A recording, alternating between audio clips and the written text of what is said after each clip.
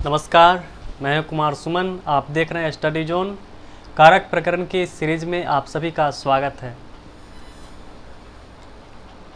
हम लोग पिछली कक्षा में षष्ठी विभक्ति अर्थात संबंध से संबंधित तथ्यों को देखे थे। आज की कक्षा में अधिकरण कारक अर्थात सप्तमी विभक्ति पढ़ेंगे। सप्तमी विभक्ति का प्रयोग कहाँ होता है? अधिकरण कारक में इस विभक्ति का प्रयोग होता है। इसके अतिरिक्त किन किन स्थलों पर प्रयोग सप्तमी विभक्ति का किया जाता है, उनमें से कौन से स्थल आपके लिए उपयोगी हैं, उन सभी स्थलों को हम देखेंगे। आधार क्या है? ठीक, यह जो अधिकरण है ये अधिकरण क्या है? तो आधारोधिकरणम सूत्र से पता चलता है कि आधारः अधिकरणम, जो आधार है वही अधिकरण है। आधारः अधिकरणम, आधार ही अधिकरण है। किसका आधार? कैसा आधार? तो कहते हैं कर्तृकर्म द्वारा तन्निष्ठ क्रिया का आधार। कर्ता और कर्म के द्वारा उसमें रहने वाला जो आधार है, अर्थात कर्ता के द्वारा जो क्रिया की जा रही है उस क्रिया का जो आधार है, अर्थात कर्ता में जो आधार है और कर्म में जो आधार है। मैं पढ़ा रहा हूँ तो मेरा जो आधार है तो यह हुआ कर्ता का आधार, और मैं संस्कृत पढ़ा रहा हूँ तो ये जो संस्कृत का जो आधार होगा तो वह हो जाएगा कर्म का आधार। माँ रसोई घर में बर्तन में खाना पकाती है। माँ रसोई घर में बर्तन में खाना पकाती है, तो माँ कर्ता है, रसोई घर में है माँ, तो कर्ता का आधार हो जाएगा रसोई घर।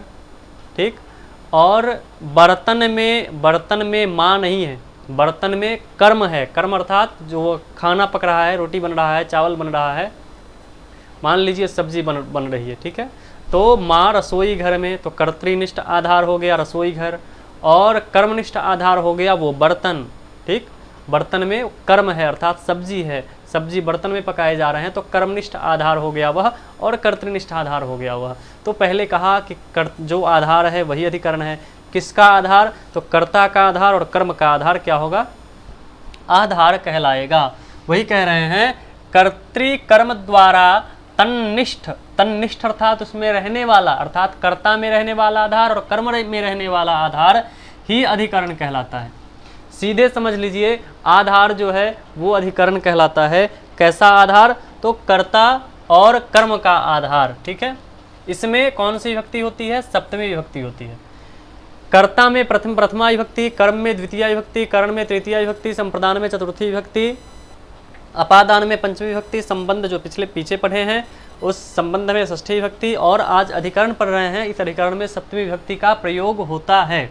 ठीक है, कौन सी विभक्ति अधिकरण में? सप्तमी विभक्ति होता है। अधिकरण किसको कहते हैं? तो जो आधार है वही अधिकरण है। किसका आधार? तो कर्ता और कर्म का आधार अधिकरण कहलाता है। ठीक है, उदाहरण देख लीजिए। उदाहरण है बालक बिस्तर पर है। बालक बिस्तर पर है। बिस्तर पर बालक क्या है? कर्ता है। कर्ता का आधार क्या है? बिस्तर। तो बिस्तर की हो जाएगी अधिकरण संज्ञा, और अधिकरण में सप्तमी विभक्ति लगा करके प्रयोग क्या होगा? बालक क्या है? कर्ता है, तो कर्ता में प्रथमा विभक्ति पढ़ा चुके हैं पहले। अधिकरण क्या है? आधार को अधिकरण कहते हैं। बिस्तर आधार है, मतलब बिस्तर को अधिकरण कहते हैं। अधिकरण में लगती है सप्तमी विभक्ति, मतलब बिस्तर में लगा देंगे सप्तमी विभक्ति। बिस्तर को संस्कृत में कहते हैं सैया। ठीक है, तो सप्तमी विभक्ति लगा देंगे तो सैयायाम। ठीक है, सैयायाम एक वचन में सप्तमी विभक्ति में। बालकः सैयायाम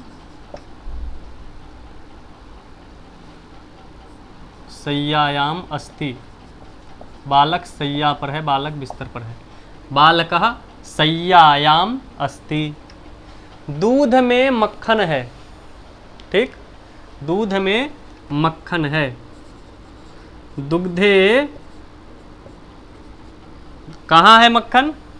दूध में, मतलब दूध आधार हुआ मक्खन का, तो आधार में सप्तमी विभक्ति अधिकरण कारक होने के कारण दूध में मक्खन है। दुग्धे नवनीतम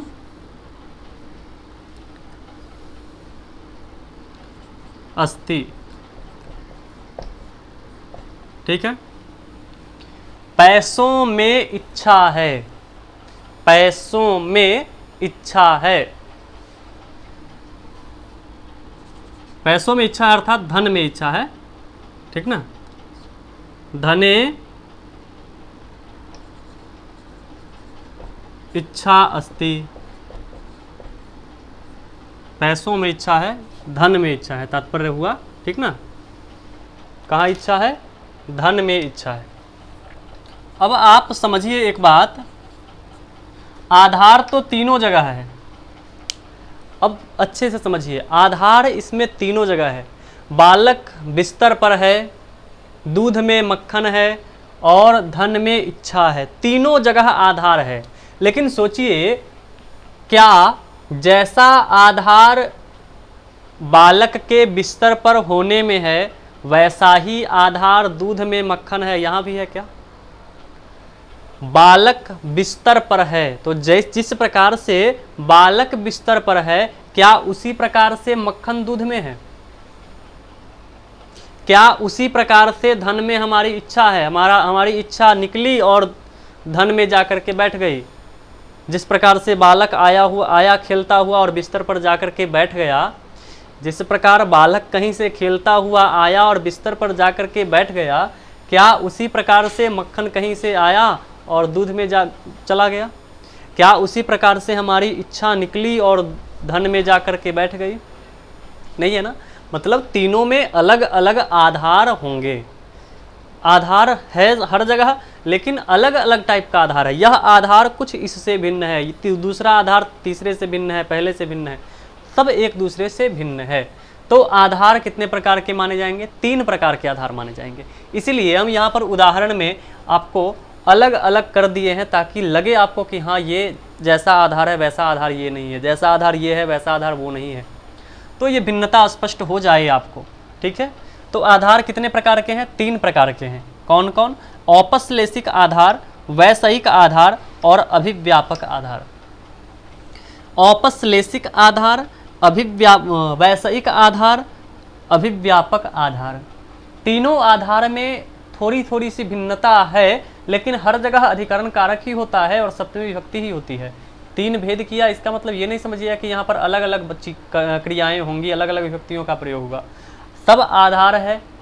ठीक। आधार की स्थिति, यह आधार इस आधार से कुछ भिन्न होगा, स्वरूप अलग अलग होगा, लेकिन तीनों जगह ये अधिकरण संज्ञा होगी और तीनों में सप्तमी विभक्ति का प्रयोग होगा।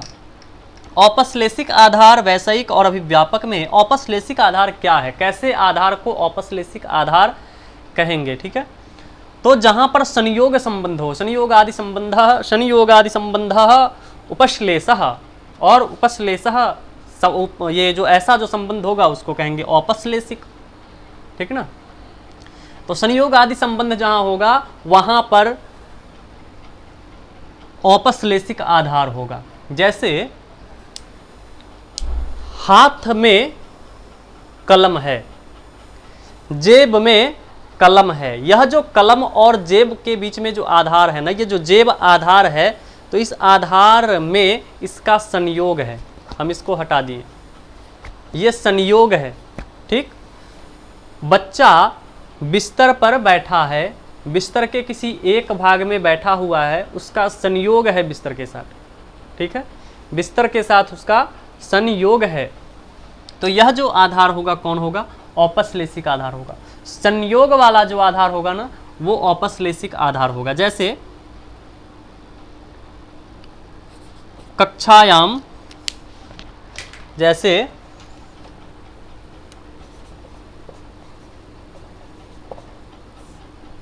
कक्षायाम छात्राः सन्ति, कक्षायाम छात्राः सन्ति, कक्षा में बच्चे हैं। ये जो बच्चे हैं कक्षा में, उनका आधार संयोग संबंध से बना हुआ है। ठीक है। संयोग संबंध से बना हुआ है। वैषयिक आधार क्या है? तो विषयता संबंधकृत आधारः वैषयिक आधारः। विषयता संबंधकृत आधारः वैषयिक आधारः। हमारी किसी चीज़ में किसी विषय को लेकर के हमारी इच्छा है, ठीक ना, किसी विषय को लेकर के हमारी इच्छा है, जैसे उसमें वैषयिक आधार होगा। जैसे हमारी इच्छा मोक्ष में है, ठीक है, हमारी इच्छा मोक्ष में है, तो मोक्ष एक विषय हो गया। और विषयता कृत जो आधार है, विषयता संबंध कृत विषय हो गया कौन, मोक्ष, या विषय हो गया। यहाँ हमने उदाहरण दिया दूध में धन में इच्छा है, तो धन में इच्छा है, यहाँ धन हमारा क्या हो गया, विषय हो गया, हम धन प्राप्त करना चाह रहे हैं। और धन में इच्छा कैसा है, वैषयिक इच्छा हो, वैषयिक आधार हो गया यहाँ पर, ठीक है। इच्छा धन में है लेकिन वैसे नहीं है जैसे बच्चा बिस्तर पर है, यह एक विषय हो गया, धन विषय है, और यहाँ जो आधार होगा वह वैषयिक आधार होगा, ठीक है। तो यहाँ वैषयिक आधार का उदाहरण हम इस प्रकार से ले सकते हैं, मोक्ष में इच्छा है, मोक्षे इच्छा अस्ति, मोक्षे इच्छा अस्ति मतलब मोक्ष में इच्छा है, हम मोक्ष प्राप्त करना चाहते हैं, तो हमारा मन जो है ना, हमारी जो इच्छा है वो मोक्ष में ही स्थापित है, स्थापित कर दी है हमने अपना पूरा मन मोक्ष में ही लगा लिया है, हमारी प्रवृत्ति वहीं हो रही है, ठीक है। तो विषय क्या हो जाएगा, मोक्ष हो जाएगा। और विषयता संबंधकृत जो आधार है उसको वैषयिक आधार कहते हैं, ठीक है। तो यह भी आधार है, दूसरे प्रकार का आधार है, यह मोक्षे इच्छा अस्ति। तीसरा है अभिव्यापक आधार। यह अभिव्यापक आधार क्या है, तो कहते हैं सकलावयव व्याप्ति कृताधार, सकल अवयव, अवयव और अवयवी, ठीक है। सकल अवयव, अवयव कहते हैं यह हाथ, उंगली, पैर, नाक, कान, मुख, यह सब अवयव है, ठीक है। और यह शरीर अवयवी है। उसी प्रकार यह संपूर्ण वातावरण क्या है, अवयवी है। और इन वातावरण में रहने वाली जो छोटी छोटी चीजें हैं वो अवयव है, ठीक। तो कहते हैं सकलावयव व्याप्तिकृत, अर्थात जब अवयव संपूर्ण में व्याप्त हो, ठीक। जैसे समझिए यहां हम उदाहरण में दे रहे हैं, बालक बिस्तर पर है तो ये बिस्तर है और बालक यहां पर बैठा हुआ है, ठीक है, बालक यहां पर बैठा हुआ है। धन में इच्छा है, यहां भी एक प्रकार का आधार है। लेकिन दूध में मक्खन है, यहां थोड़ा सोचिएगा, जितना दूध है ना, जितना भी दूध है उस पूरे दूध में मक्खन है। ऐसा नहीं है कि यहां पर मक्खन है इतने दूध में और इतने दूध में मक्खन नहीं है, अर्थात संपूर्ण दूध में मक्खन है, सकल में व्याप्त है। मक्खन संपूर्ण दूध में, सकल दूध में व्याप्त है। वातावरण में हवा है, सभी पूरे जगह जहां जहां वातावरण है हर जगह हवा है। सर्वस्मिन् आत्मा अस्ति, सभी में आत्मा है, जहां जहां जीवित शरीर है वहां वहां आत्मा है। मतलब सकल अवयव व्याप्त है, ठीक ना। सभी जगह जहां जिसकी जब व्याप्ति हो, सर्वत्र जब व्याप्ति हो, वहां क्या कहते हैं, अभिव्यापक आधार। जब संपूर्ण जगह पर व्याप्त हो वहां अभिव्यापक आधार होता है। अंतर स्पष्ट हो रहा होगा। बालक सैया पर एक जगह स्थित है, धन में हमारी इच्छा है तो संपूर्ण धन में तो हमारी इच्छा होगी नहीं, और यहाँ पर विषय हो जाएगा, तो वैषयिक आधार हो जाएगा। यहाँ पर दूध में मक्खन है, सब में आत्मा है, तिल में तेल है, तिल में तेल होता है, तो तिल का तेल आप लोग जानते होंगे, तो तिल में तेल है, जत्र जत्र तिलः तत्र तत्र तैलम, जहां जहां तिल है वहां वहां तेल है, अर्थात सर्वत्र व्याप्त है। तिल के, यह तिल है, मान लीजिए यह तिल है, बहुत छोटा होता है, ठीक ना। यह तिल है तो तिल के सर्वत्र भाग में हर जगह तेल व्याप्त है, ठीक ना। तिल के हर जगह तेल व्याप्त है, दूध में हर जगह मक्खन व्याप्त है, तो यह जो आधार होगा वह अभिव्यापक होगा। कैसा आधार? तिलेषु तैलम, तिल में तेल है।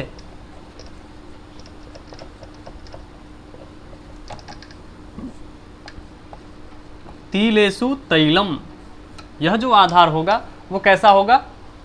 अभिव्यापक आधार होगा। ठीक है, अब हम लोग देखते हैं कि इसके अलावे कहां पर सप्तमी विभक्ति का प्रयोग किया जाता है। आप स्क्रीनशॉट ले ले और इसको फेयर कर ले। ठीक है, परीक्षा में बराबर पूछे जाते हैं।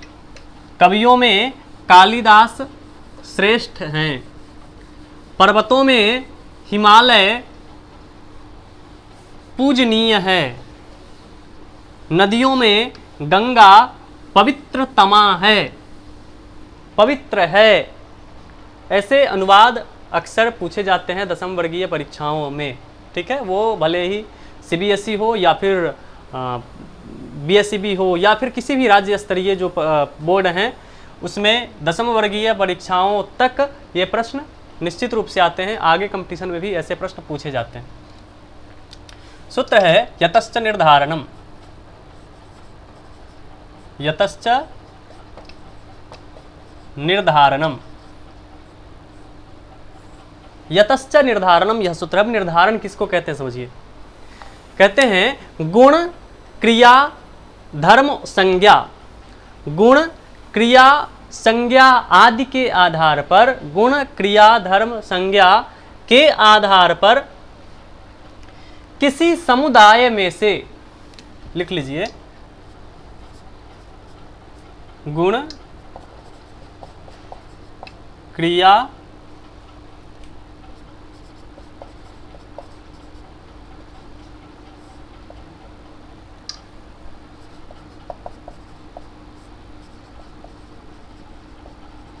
आधार पर किसी समुदाय में से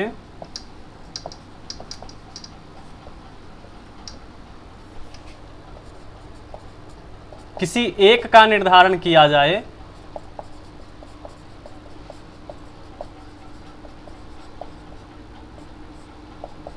किसी एक का निर्धारण किया जाए तो उस समुदाय में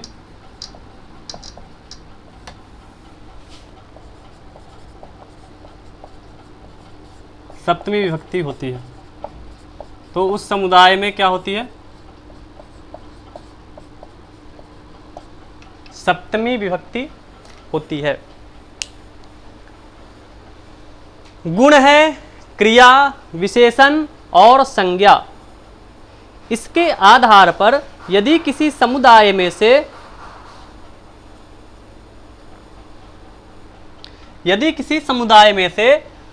ये किसी एक का निर्धारण किया जाए, जैसे कवियों में कालिदास श्रेष्ठ हैं, कवियों में, तो कवियों में एक समुदाय में से किसी संज्ञा को, अर्थात कालिदास एक संज्ञा है, नाउन है, नाम है, तो इसको क्या किया जा रहा है? विशेष निर्धारित किया जा रहा है, इनको अलग दिखाया जा रहा है। तो उस समुदाय में सप्तमी विभक्ति होती है और षष्ठी विभक्ति होती है, दोनों हो सकती है।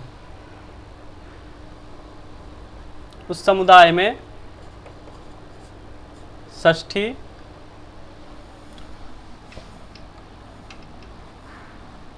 ठीक है, उस समुदाय में षष्ठी या सप्तमी विभक्ति होती है। गुण क्रिया, ये विशेषण नहीं, ये जाति है। ठीक है, गुण क्रिया जाति,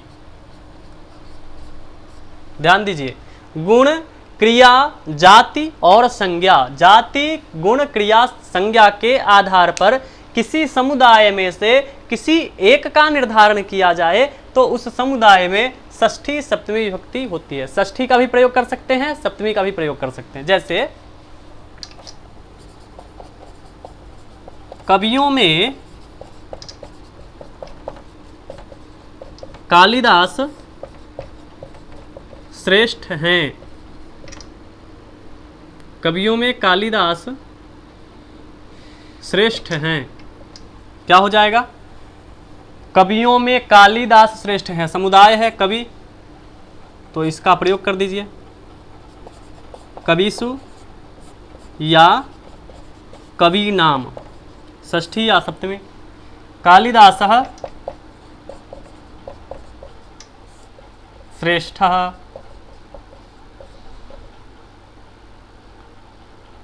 ठीक।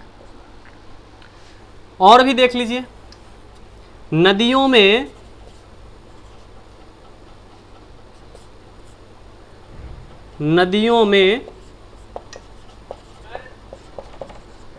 गंगा पवित्र है,